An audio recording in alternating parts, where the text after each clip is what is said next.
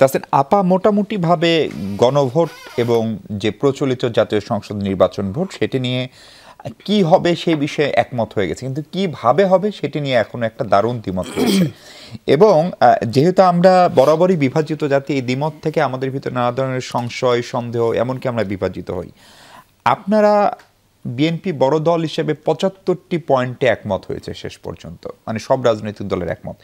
এখন যে জুলাই সনদটা তৈরি হতে যাচ্ছে সেখানে এই ৭৫টা পয়েন্টে একমত হিসেবেই থাকছে, কিন্তু ধরেন যেগুলোতে বিএনপি তার অভিজ্ঞতার কারণে, ইতিহাস থেকে শিক্ষার কারণে, বাস্তবসম্মত রাষ্ট্র চালানোর অভিজ্ঞতা থেকে বিরোধিতা করেছে, সম্ভবত নোট অফ ডিসেন্টে সেগুলোও থাকছে। ফলে এইটা কি ভবিষ্যতে বিএনপির মতো একটি বড় রাজনৈতিক দলকে কাহিল করার বা কাবু করার কোনো হাতিয়ার হিসেবে অন্য রাজনৈতিক দলগুলো ব্যবহার করবে কিনা, এবং আপনারা কি গণভোটটা কেন একসঙ্গে চান না? একসঙ্গে হলে কি সমস্যা? দেখেন, এইখানে প্রথমত একটা ব্যাপার আমি বলি যে একসাথে চাই না, ব্যাপারটা এরকম না। আমরা আলাদা চান। একটু একটু একটু মানে যদি একটু ভেঙে ভেঙে বলি তাহলে ইজি হবে। সর্বশেষ যে বৈঠকটি হয়েছে, এই বৈঠকে আমরা আমাদের পক্ষ থেকে কোনো রিজার্ভেশন দিয়ে দিইনি, আমরা পরামর্শ দিয়েছি। আমরা বলেছি এটা পূর্বে হলে ভালো। জামাত ইসলামীও সেম কথা বলেছেন। শুধু জামাত ইসলামী বা এনসিপি না, আদার পলিটিক্যাল এন্টিটি যেগুলো ছিল সেখানে তারাও তাদের মতামত এই জায়গাগুলোতে দিয়েছেন। কাজেই দেয়ার ইজ নো রিজার্ভেশন।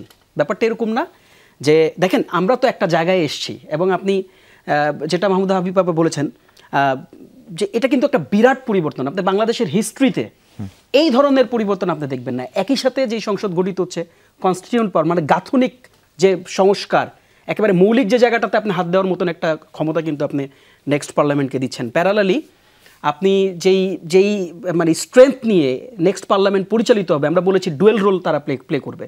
এটাও কিন্তু আমাদেরই একটা পরামর্শ ছিল, প্রথম থেকে আমরা এটা বলেছিলাম। আপনি যে প্রশ্নটা করেছেন, দেখেন দেয়ার ইজ নো রিজার্ভেশন, আমরা পরামর্শ দিয়েছি, এবং সেই জায়গাটাতে ছাড় দেওয়ার প্রবণতা কিন্তু সব দলের মধ্যে ইতিমধ্যে আপনি দেখেছেন।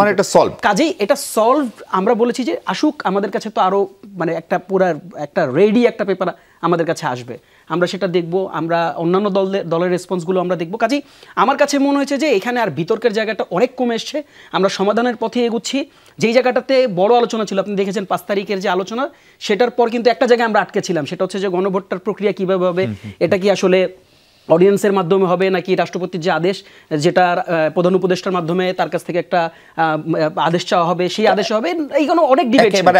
সব জায়গায় কিন্তু আমরা এটাকে ওভারকাম করেছি, এবং এটার স্ট্যাটাস কি হবে, এটা কি আমরা দেখেছি বিভিন্ন সময় সংবিধান সংশোধনের জন্য কিন্তু গণভোটের আস্কিং আসে মাঝে মাঝে। হ্যাঁ, সেটা কিন্তু মানে যখন সংসদ বলবৎ থাকে তখনও করার সুযোগ থাকে, কিন্তু এটা কেন এক্সেপশনাল, এই গণভোটটা কেন আলাদা, সেটারও কিন্তু ব্যাখ্যাগুলো আমরা এখন জেনেছি। কাজেই দেখেন, আমার কাছে মনে হয়েছে যে এখানে শুধু এনসিপি না, কোনো পলিটিক্যাল পার্টি তার রিজার্ভেশন দেখেনি। বাংলাদেশের প্রশ্নে, বাংলাদেশের স্বাধীনতার প্রশ্নে, সার্বভৌমত্বের প্রশ্নে, সাধারণ মানুষের ভালোবাসা, সাধারণ মানুষের বেটারমেন্টের প্রশ্নে কিন্তু সবাই এক হয়েছে। কাজেই জুলাই সনদের অবয়বটা কেমন হচ্ছে তাহলে? এখন দেখেন, আপনি আরেকটা প্রশ্ন যেটা করেছেন, এটা মোস্ট ইম্পর্টেন্ট কোশ্চেন, সেটা হচ্ছে যে বেশ কিছু পয়েন্টে বিএনপির নোট অফ ডিসেন্ট আছে, অন্য দলগুলোরও আছে। দেখেন, note of what does it mean basically. Note of dissent হচ্ছে আপনার সেখানে দ্বিমত থাকলেও, ভালো করে আমরা ব্যাপারটা একটু বুঝি, আপনার সেখানে দ্বিমত থাকলেও সংখ্যাগরিষ্ঠতা যেহেতু সেখানে মতামত দিয়েছেন, আপনি সেটা মেনে নিচ্ছেন। কাজেই এটা এখন বিএনপিকে প্রুফ করতে হবে যে বিএনপি এই জায়গাটাতে উদার থাকে কিনা, যদি তারা নেক্সট পার্লামেন্টে সরকার গঠন করে। এবং আমরা এটা বিশ্বাস করতে চাই যে ধরনের উদারতার পরিচয় তারা ইতিমধ্যে দিয়েছেন, যে ধরনের উদারতা, আপনি খেয়াল করে দেখেন, এই কমিশনে আমাদের একজন মেম্বার কিন্তু সেই কমিশনে বসে সালাউদ্দিন ভাইকে বলেছেন সালাউদ্দিন কমিশনে পরিণত হয়েছে। তারপর আমরা এন্ডিংটা কি দেখলাম, এন্ডিংয়ে এই সালাউদ্দিন ভাইরাই তো তাদের স্যাক্রিফাইস করে, যেখানে বিএনপি গণভোটের কথা শুনলে, যেখানে সংশোধনের কথা শুনলে, সংস্কারের কথা শুনলে আপনার জেনেছেন, দেখেছেন সেখানে বিএনপি কতটা অ্যাডামেন্ট ছিল, সে থেকে তারা সরে এসছে। কাজেই আমরা ওই আস্থাটা রাখতে চাই, আমরা ওই বিশ্বাসটা রাখতে চাই, যেই সরকার গঠন করবে, যেহেতু এটা মানে সর্বোচ্চ ম্যান্ডেট, একদম রাষ্ট্রের সর্বোচ্চ একটা ম্যান্ডেট, তারা এটা নিয়ে তারা সামনের দিকে এগোবে। কাজেই এটা একটা বিরাট কমিটমেন্ট, কিন্তু আপনি চাইলেই সেখানে চলচাতুরতা করবেন, সেই সুযোগটা থাকবে না। এবং যদি আপনি করেন তাহলে তো অবভিয়াসলি জনগণ এটা এখন একদম নিট অ্যান্ড ক্লিন পরিষ্কার, এবং জনগণ আপনাকে নিশ্চয়ই ধরবে।